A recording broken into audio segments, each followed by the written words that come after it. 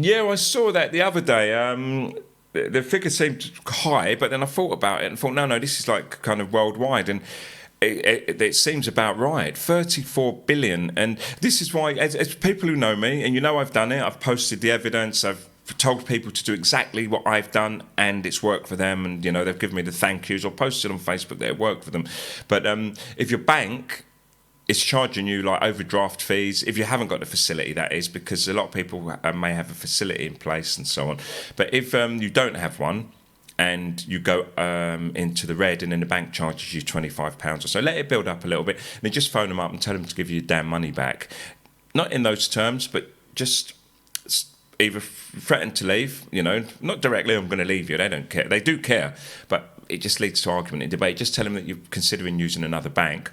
Or what I do is say to them, I'm not going to pay this money, put the money back into my account and everything you find me, because one, I had £17 in my bank, a bill came in for £45 and the bank paid them.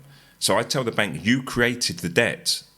It's not my problem. In fact, you should be penalised for putting me into debt and for paying these people in the first place, which I think if you look further, it turns out that they've got in their small print that they can do that somewhere, but it doesn't stand. So I always just say to them, so pay back all the money that you took from my account and the money that you charged me, cancel it. And they always do it every single time. I've been doing this for years and years and years. So I recommend everyone do it. If you go overdrawn and the bank charges you £25, if it happens once, 2, 3 times, just call them and ask them to put the money back. And also, corporations, they're liable to pay you compensation for every tiny little discretion. Every single tiny discretion. It's worth looking up. This is how I've survived, and it's not about me taking big money from them at all. All it is if your credit card comes late, delivered to you, and they said it was coming in 3 days, just tell them it inconvenienced you and say that you want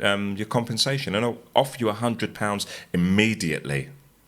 Immediately. They won't even bat an eyelid because they'll pretend that's what the value is. I upped them on my one. Remember when I was in Nicaragua, if anyone was watching, and when I done it with them, and they was meant to send my card over and it was late. And I don't moan and fret. I just say to them, well, you know, it caused me a great inconvenience. Because this is how sorry, let me just go off a tangent. This is how the wealthy get away with everything. I remember, if ever you walk past a court, a magistrate's court, they're not real courts anyway, go and look on the list of go and have a look at the guest, not the guest list, what do they call it, when there's a concert or whatever, the gig list, I don't know, especially in like West London, and all you see is like Mr. Charles Foster versus Sainsbury's, Miss Tara Smith Hewitt versus, you know, so and they just keep on prosecuting or suing, and it's not even suing but just claiming what's theirs. And you don't even have to go to court and fight it and sue these people and get into a nasty legal wrangle. All it is that you've got a duff strawberry in your box of strawberries at Sainsbury's, and we all just throw it away or complain. The wealthy don't. They take action and they get their compensation. So this is what I did with the bank, or I have done several times. Just phone up and say, listen, you were late. It caused me an inconvenience. I'd like to be compensated. And they're like, okay, we'll give you £100. I go, well, no, it's much. You go up to £250, and they won't bat an eyelid. Try it. OBG.